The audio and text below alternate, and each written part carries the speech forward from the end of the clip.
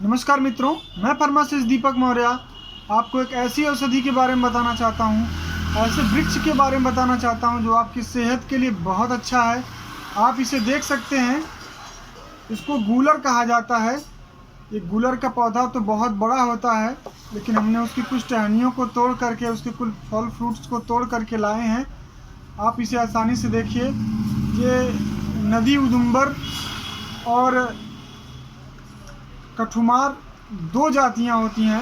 ये नदी उदुम्बर वाली जाति है। इसके छोटे फल हैं, छोटी पत्तियां हैं।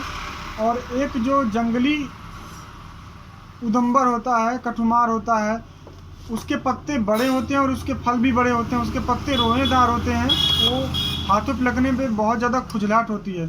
जबकि इसके पत्ते सॉफ्ट होते हैं और छोटे होते हैं। तो इसकी जो फीकस है, जिसे हम गूलर के नाम से जानते हैं, गांव की भाषा में गूलर कहा जाता है, गूलर कहा जाता है, सदा फल कहा जाता है, जंतु फल कहा जाता है। इसलिए कहा जाता है क्योंकि इसके अंदर पक जाने पर ये जब लाल लाल हो जाते हैं तो इसके अंदर कीड़े लगते हैं, तब इसको जंतु फल कहा जाता है। और ये बारहमासी होता है, मतलब 12 महीने फलता है, इसलिए इसको सदा फल कहा जाता है। यानी ऐसा वृक्ष जो सदा फल देता हो उसको सदा फल भी कहा जाता है। फिकस रेसिमोसा इसका साइंटिफिक नेम है। ये गूलर का पौधा जड़ से लेकर के तना, पत्ती, फल, दूध पूरी रूप से उपयोगी है। इसके दूध के तो बहुत सारे फायदे हैं। इसके दूध के फायदे ये हैं कि अगर जब आप इसकी टहनियों में या इसके फल को तोड़िएगा तो देखेंगे को इसमें से दूध निकलता है। ये दूध अगर आपको कहीं घाव लगा हो, घाव नहीं भर रहा हो, इस दूध को अगर आप उस पर बार बार लगा देते हैं तो घाव जल्दी से जल्दी भर जाता है। आप देख सकते हैं ये दूध जो है आसानी से देखिए निकल रहा है। इसके पौधे काफ़ी बड़े, ऊंचे, लंबे, शाखित होते हैं। हर मौसम में फल देने वाला पौधा है गूलर। इसकी दो जातियां होती हैं, मैं बता चुका हूं, कठुमर और नदी उदुम्बर। ये दो जातियां में सबसे अच्छी जो छोटी गूलर या नदी उदुम्बर वाली होती है, जिसकी प्रजाति हम लाए हैं। बड़ी गूलर की प्रजाति आसानी से पहचानी जा सकती है। उसके फल बड़े होते हैं, उसके पत्ते भी बड़े होते हैं और रोआदार होते हैं। उसे हाथ पे लग जाने पे बहुत ज़्यादा खुजली होती है, जबकि ये पत्ते बहुत ही सॉफ्ट होते हैं। ये शीतल होता है, गर्भ संधानक है, मतलब गर्भपात को रोकता है, और अस्थि संधानक का, हड्डियों को जोड़ने का काम करता है। इसी के साथ साथ ये अतिसार, कफ, पित्त, रक्तस्राव, योनि रोग सब में बहुत ही फायदेमंद है। इसके साथ साथ अगर आपको पेशाब में जलन हो रही हो तो इसकी अगर फलों का चूर्ण लेते हैं आप तो भी पेशाब में जलन आराम हो जाएगा, क्योंकि बहुत ही शीतल है।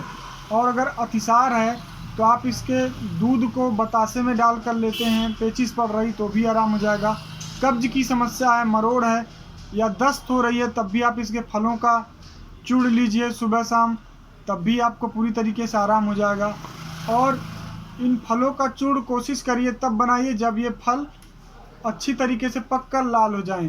तो बड़े बड़े हो जाते हैं ये फल, बहुत छोटा सा भी प्रिमिटिव स्टेज में लगा हुआ है। तो जब ये पकेगा, बड़ा हो जाएगा, तब आप इसको नीचे ला के सुखा सकते हैं, सुखा कर यूज कर सकते हैं। अगर आपको बाल तोड़ हो, बीबीआई हो, घाव नहीं सूख रही हो, मूत्र संबंधी विकार हो, तो इसके दूध को आप बीबीआई पर लगाइए, फोड़े पर लगाइए, बहुत जल्दी सूख जाएगा। अगर आपको शक्ति बढ़ाना है, अगर आपको सेक्सुअल शक्ति बढ़ाना है, मर्दाना ताकत लाना है, तो आप इसके दूध को, इसके तने से दूध को निकाल कर, छुहाड़े को, सीड को निकाल कर उसमें 10 से 15 बूंद डाल करके छुहाड़े को खाइए सुबह शाम, तो आपका मर्दाना तक शक्ति बढ़ जाएगी, आपकी काम शक्ति बढ़ जाएगी। अगर आपको शुक्राणु बढ़ाना है तो शुक्राणु भी बढ़ जाएगा। इसी के साथ साथ अगर आपको काम उत्तेजना बढ़ाना हो तो बिदारी कंद के साथ इसके फल का चूर्ण दोनों मिक्स करिए, तो जो काम उत्तेजना है वो बहुत तेज बढ़ती है। आप इसको आसानी से उपयोग कर सकते हैं। रक्त प्रदर है या श्वेत प्रदर है तो इसकी छाल का चूर्ण बना करके या इसकी छाल का काढ़ा बना करके आप ले सकते हैं। श्वेत प्रदर में, रक्त प्रदर में इसके फल का चूर्ण और इसके छाल का काढ़ा बहुत ही कारगर है। अगर गर्भावस्था के दौरान मिसकैरेज का चांस होता है, बार बार रक्तस्राव होता है, तब भी आप इसके जड़ का चूर्ण ले सकते हैं, या इसके फलों को, इसकी छाल को पीस करके दूध में मिला करके चीनी के साथ 1 गिलास बनाइए। थोड़ी मात्रा में छाल का चूर्ण लीजिए या छाल का काढ़ा लीजिए, दूध में मिला करके मिश्री के साथ या चीनी के साथ दीजिए। गर्भस्राव, जो रक्तस्राव हो रहा है, बंद हो जाएगा। अगर योनि से, मुंह से, गुदा से, आँख से, नाक से, कान से, कहीं से भी ब्लड आ रहा हो, तो इसकी छाल का काढ़ा पीजिए, इसकी पत्तियों का काढ़ा पीजिए, इसके फल का चूर्ण खाइए। तो ये फिकस बहुत ही कारगर है। इसकी मात्रा 1 चम्मच रखनी है। इसकी जो पत्ती है शुगर के लिए बहुत अच्छा है, इसका जो फल है वो भी शुगर के लिए बहुत अच्छा है। इसके फल का चूर्ण 1-1 चम्मच अगर खाते हैं तो शुगर आपका पूरी तरीके से कंट्रोल रहेगा। अगर किसी बच्चे को रिकेट्स हो गया है, सूखा हो गया है, इसके दूध को निकाल करके बतासे में डाल के 2 बूंद 4 बूंद पर डे खिलाइए। बच्चे का सूखा रोग पूरी तरीके से ठीक हो जाएगा।